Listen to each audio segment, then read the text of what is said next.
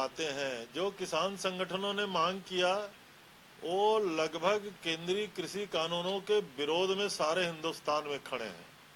भाजपा और उनके साथ आप जोड़िए मत।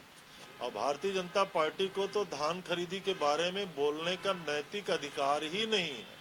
ना उन्होंने 270 रुपया का बोनस दिया, ना उन्होंने 300 रुपया का बोनस दिया, ना उन्होंने 2100 रुपया में धान खरीदी की।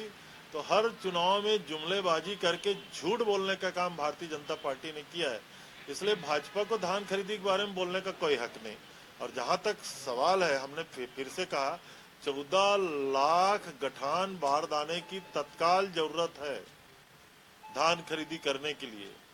और केंद्र सरकार अभी भी सकारात्मक रुख नहीं दिखा रही है। या तो छत्तीसगढ़ के किसानों के साथ देश के प्रधानमंत्री और केंद्र सरकार का भेदभावपूर्ण नीति है, या हम इसको क्या समझें।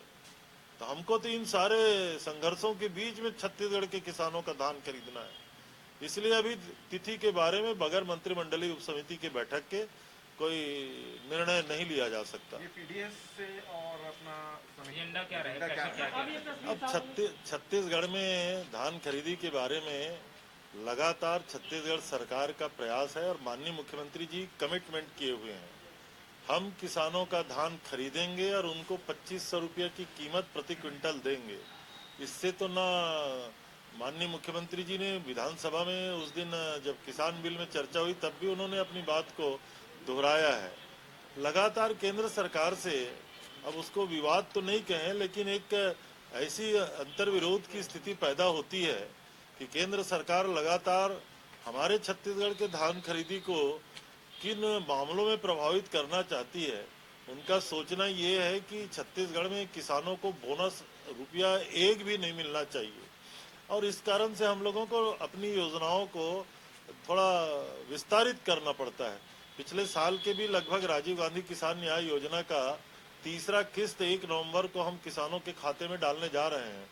अब चौथे किस्त को भी माननीय मुख्यमंत्री जी ने विधानसभा में घोषित किया है, इसी वित्तीय वर्ष में डाला जाएगा। कि 4 बिंदु पे सबसे पहले तो चर्चा करेंगे। नंबर 1, नंबर 2, जूट के बारदाना में अनिवार्य करके आज मंत्रिमंडलीय केंद्र की जो सरकार है उन्होंने अनिवार्य किया हुआ है। तब इशारा ये दिख रहा है कि हमने कहा था कि हम प्लास्टिक की बोरियों में भी धान की खरीदी करेंगे।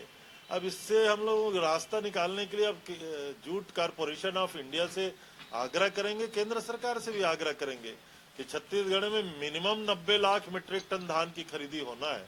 हम लोगों को बारदाना उपलब्ध कराए तभी तो हम किसानों का धान खरीद पाएंगे।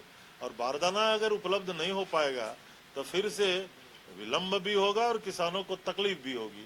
तो ये सारे मुद्दे हैं जिसको लेकर के मंत्रिमंडलीय उपसमिति में चर्चा होगी।